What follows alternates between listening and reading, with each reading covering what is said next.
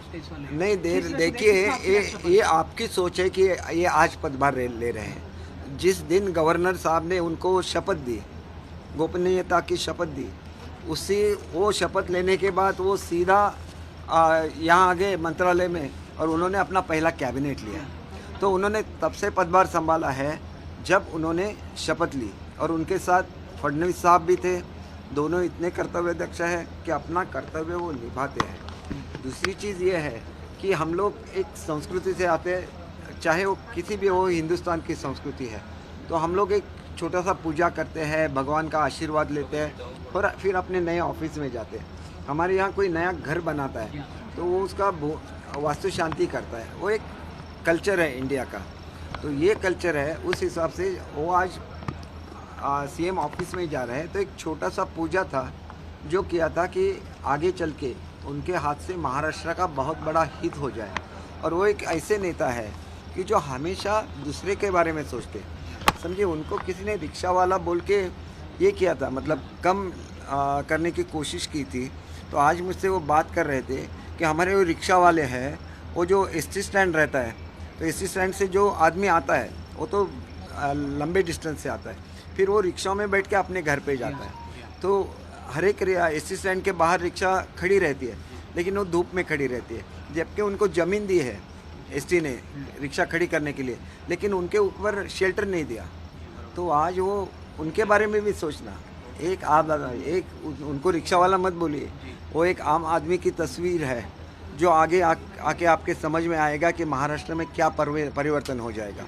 और मेरे एक बहुत बड़े अधिकारी से बात हो गई जो महाराष्ट्र में थे और दिल्ली में गए, तो उन्होंने मुझे बोला कि आज मेरे लिए भी एक बहुत खुशी का दिन है कि आज महाराष्ट्र की गाड़ी जो है वो पटरी पे आ गई।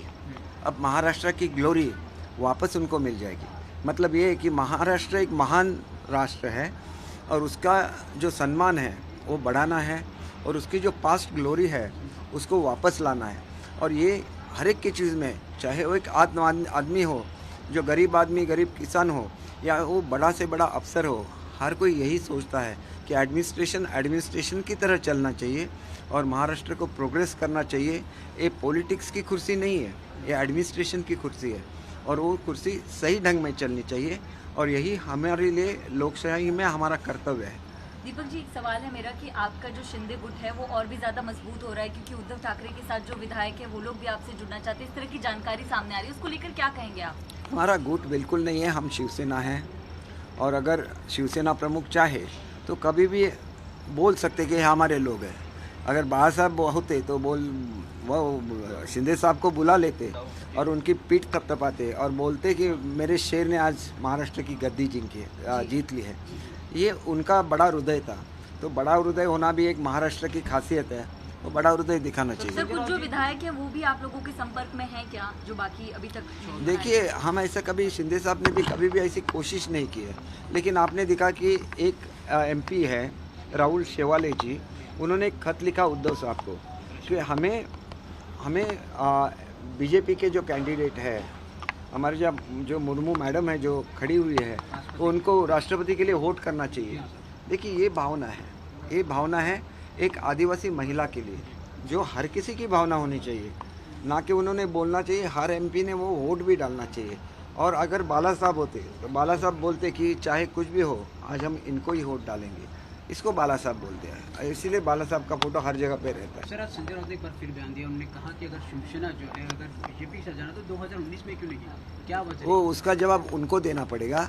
आपने जो इलेक्शन लड़ा था वो सेना बीजेपी युति अलायंस करके आपने लड़ा था, फिर आप क्यों गए? और आप बोलते कि आप उस आघाड़ी के शिल्पकार हैं, तो आप ही जिम्मेदार है उसके लिए। आप खुद को शिल्पकार बोलते तो आप ही जिम्मेदार हैं। भावना भक्ति को लेकर जो कार्रवाई की गई है उसको लेकर क्या कहेंगे? देखिए, एक ऐसा है कि भावना जी को मैंने बहुत करीब से काम करते हुए देखा है। ये पहली हमारी लेडी एमएलए थी, तो आज सब महिला वर्ग जो है उनका अपमान हो गया है। महाराष्ट्र ऐसा राज्य है कि जिसने पहला महिला धोरण दिया महिलाओं